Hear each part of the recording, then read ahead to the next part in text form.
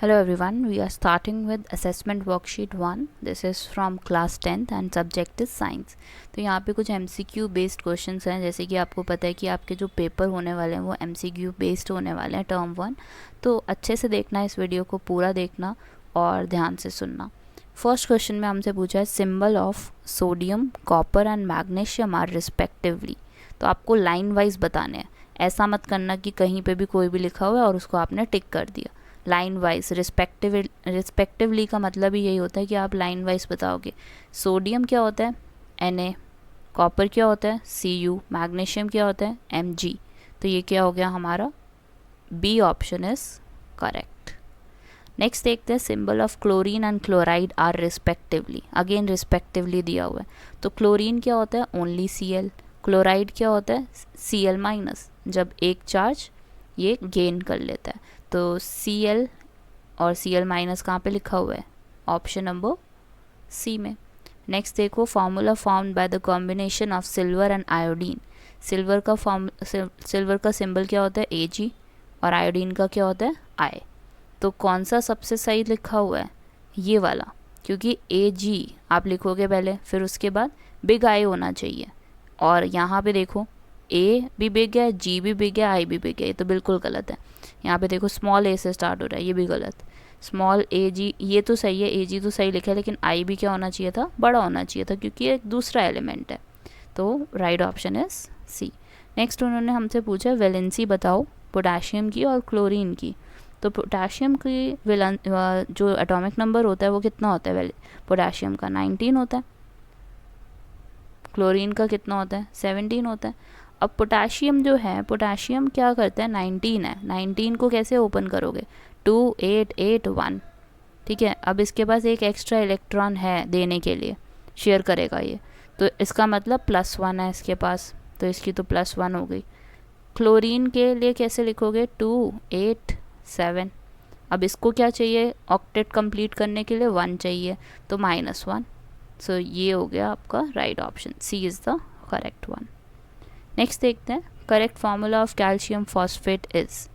तो आपको पता है कि एक जो कैल्शियम है ये कैसा होता है, कैल्शियम होता है Ca2+, और दूसरा फॉस्फेट होता है 3-. तो इनका कौन सा फार्मूला सही बनेगा 3 इसके पास चला जाएगा कैल्शियम के पास, और 2 किसके पास चला जाएगा Pa4 के पास. सो ये हो गया आपका बी. क्रॉस मल्टीप्लिकेशन हो जाता है ना वैसे ही. 6th आपका दिया हुआ the atoms of the same element having the same atomic number but different mass number. तो ये होते हैं हमारे आइसोटोप्स. सेम एटॉमिक नंबर तो होगा बट जो मास नंबर होंगे वो डिफरेंट होंगे. नेक्स्ट हमसे पूछा है chemical formula of aluminium hydroxide. तो एल्यूमिनियम हाइड्रोक्साइड का जो इसमें राइट है करेक्ट वाला दिया हुआ है वो ये है. एल्यूमिनियम हाइड्रोक्साइड OH3 होता है, ना कि OH2, ना कि Al3OH. 3 किसके साथ लगता है OH के साथ, क्योंकि बना कैसे है ये एल्यूमिनियम और OH. एल्यूमिनियम का होता है 3, OH का होता है 1, तो 3 इसके पास गया 1 इसके पास गया. तो ऐसे हमारा ये फॉर्म हो गया केमिकल फार्मूला. नेक्स्ट हमें दिया हुआ atomic number of an atom is equal to dash present in an atom. तो एटॉमिक नंबर जो होते हैं वो नंबर ऑफ इलेक्ट्रॉन्स की वजह से भी होते हैं और नंबर ऑफ प्रोटॉन्स की वजह से भी होते हैं. तो इलेक्ट्रॉन्स प्लस प्रोटॉन्स मिला के क्या बनाते हैं हमारा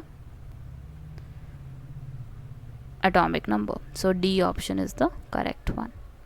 नेक्स्ट है आपका 9th sodium is written as Na2311 which indicates that it has atomic number कितना हुआ इसका. एटॉमिक नंबर कहाँ लिखा जाता है इसका नीचे की तरफ. ये होता है हमारा एटॉमिक नंबर और ये होता है हमारा मास नंबर. कोई भी एलिमेंट आप लिख रहे हो तो आप एटॉमिक नंबर कहाँ लिखोगे नीचे और मास नंबर कहाँ लिखोगे ऊपर.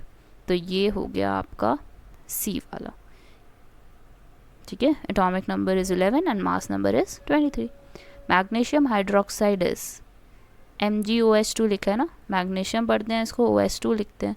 तो इसमें 2 ऑप्शंस में कन्फ्यूज़न हो सकती है, एक बी और एक डी सी. एक्चुअली में इसको हम मिल्क ऑफ मैग्नीशिया भी बोलते हैं.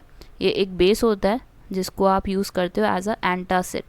ये आपने चैप्टर 2 में पढ़ा होगा अगर आप पढ़ना स्टार्ट कर चुके हो तो क्लास 10th के चैप्टर 2 में है, मैग्नीशियम हाइड्रोक्साइड को हम मिल्क ऑफ मैग्नीशिया भी बोलते हैं। So yes, these are some MCQs based on class 10th science chapter.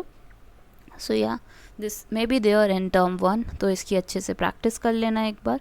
और yes, thank you for watching, have a great day, और सब्सक्राइब करना मत भूलना। Thank you for watching.